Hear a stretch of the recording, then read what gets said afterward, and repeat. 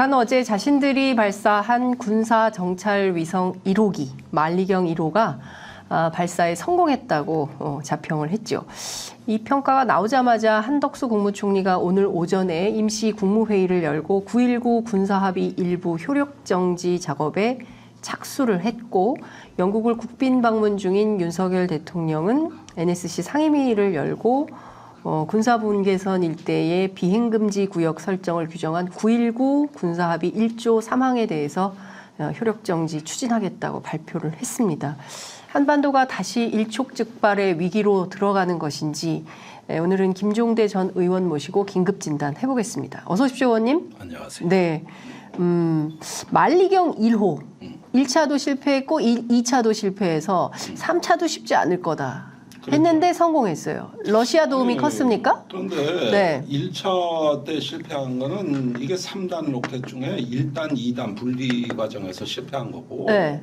두 번째는 1단, 2단 분리는 성공하고 3단 분리에서 실패한 거거든요. 그러니까 이번에는 그 성공할 차례에 근접하는 건 맞죠. 네. 계속 단분리 될 때 그 기술적 문제를 해결하고 있다고 여러 차례 얘기했고. 네, 기술적 문제. 그렇다면 북한이 이 로켓의 어떤 문제를 지금까지 지속적으로 점검해 왔다면 저는 그다지 이상할 것이 없다. 러시아는 그 북러 정상회담을 9월 13일 날 했거든요. 그다음에 러시아 기술자들이 북한에 들어왔다 그러는 게 빨라야 10월인데. 네. 그러면 한 달 동안 도와줘봤자 얼마나 도와준다고. 그 복잡한 로켓, 위성 탑재체, 그다음에 기술적 조언을 해도 그걸 해석해서 적용하기까지 엄청난 세월이 걸리는데 이걸 한 달 만에 러시아가 문제 해결을 다 해줘서 성공했다? 이거는 좀 오바다. 네, 그건 오바고. 예. 그러나 일단 조언을 해주는 건 도움은 됐을 겁니다. 그러나 이거는 북한 기술이 성공한 거로 봐야 된다. 북한 아니면, 기술의 성공이다. 예. 네, 아니면 우리가 모르는 예. 일찍부터 훨씬 이전부터 마이크 좀 의원님 갑자기 좀 땡겨서 훨씬 의원님. 이전부터 러시아가 들어와 있다든가 네. 뭐 이런 정황이 있어야 되는데 10월에 들어온 거거든요. 그럼 한 달 만에 뭐 도와줘봤자 얼마나 도와줬다고. 이거는 성공이 맞고 발사 맞다. 성공이고 예. 이제 두 번째가 남아 있죠. 위성이 제 기능을 하느냐. 위성의 기능. 이거는 좀 시간이 걸립니다. 일단 쏘는 거는 성공을 했고. 쏘는 건 성공한 걸로 보여진다. 보이고. 그리고 지금 아무도 네. 미국이나 일본이나 어디서도 발표를 안 하고 있어요. 왜 그러는 겁니까? 찾고 있는 거죠. 뭔가 제대로 날아가고 있는지. 예, 찾고 있는 거예요. 예. 우주에는 뭐 비행 물체가 하도 많으니까 예. 거기서 찾고 있는 거죠. 신호도 이제 뭔가 감지가 되면 그때는 달라지죠. 이제 지상으로 신호를 보낼 거니까. 네. 예.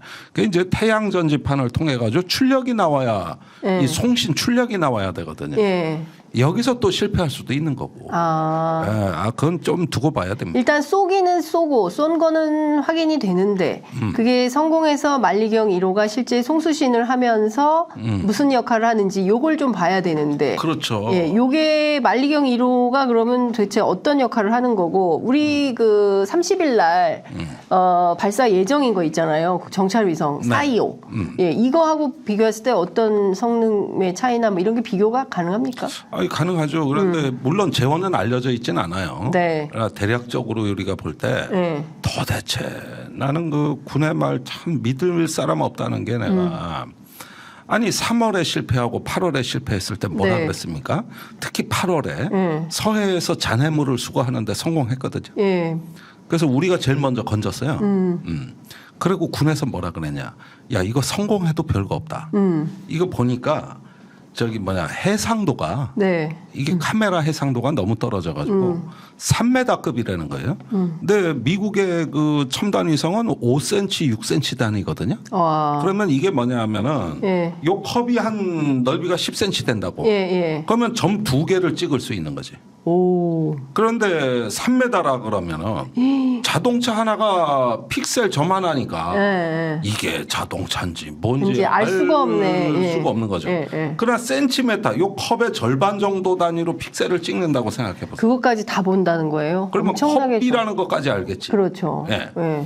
그러니까 이걸 발사해서 성공해도 저거 군사위성으로 쓸모가 없다. 이렇게 해서 천하태평하던 합참이 어찌된 일인지 네. 이번에 3차 발사에는 중대한 위협이라 그러면서 하루아침에 180도 정보 평가를 바꿨어요. 그러면은 8월에 그 로켓에 실은 위성하고 달라요? 이번에 실은 로켓의 위성하고 네. 뭐가 다르냐? 그건 그때는- 모른대. 그때는 천리경이었나? 아니 그러니까 똑같이 아니 만리경이론데 어떻게 같은 군이 한 입으로 두 얘기를 합니까? 한 입 갖고 두 말한다. 예. 그러니까 미친겨. 내가 보기에. 아니 예. 제정신이냐고 어떻게 석 달 전 정보 평가가 이렇게 바뀌어?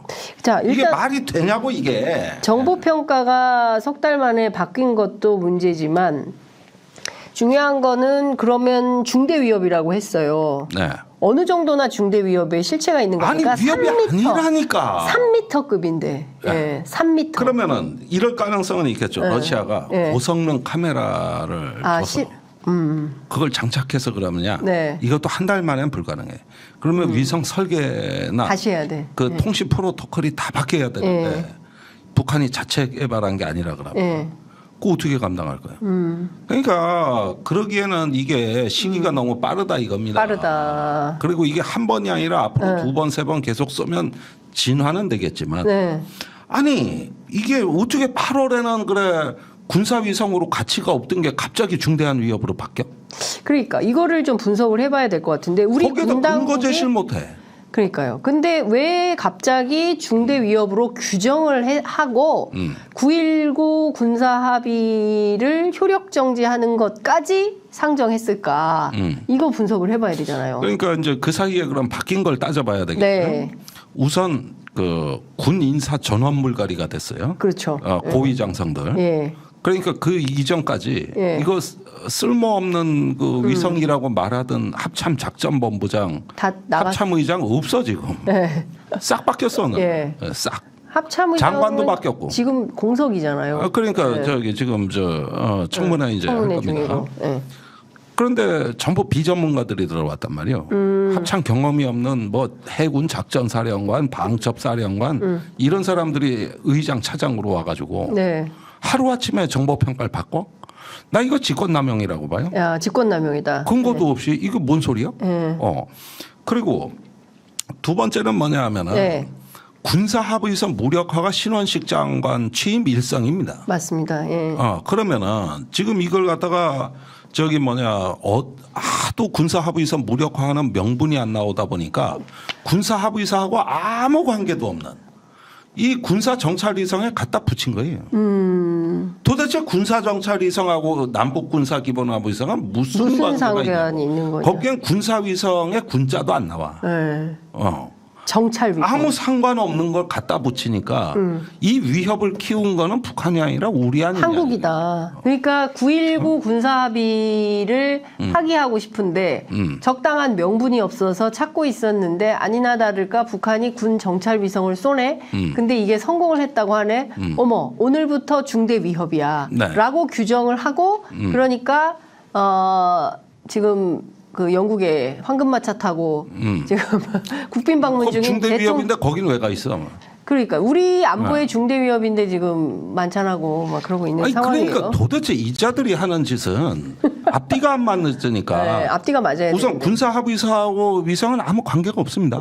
아시다시피 군사합의사는 우리나라 접경 지역이나 접경 수역에서 네. 재래식 군사력에 의한 남북의 그 우발적 충돌을 방지하기 위해 완충구역을 설정하는 네. 거예요. 군사합의사예요. 그렇죠. 근데 저쪽에 어디 그 멀리 동창리 이런 데서 저기 신의주에서 이번에 쐈다 그러는데 신의주가 뭐 접경 지역도 아니고 거기서 뭘 쏘든 말든 그거하고 군사합의사가 무슨 관계가 있냐고. 무슨 관계가. 일종의 언어 도단이다 이렇게 볼 수밖에 없는 아니 거네요. 그러니까 꿰맞추기. 지가 마약 하고 싶으니까 네. 요즘 스트레스가 많다. 내가 사업도 실패하고 네, 네.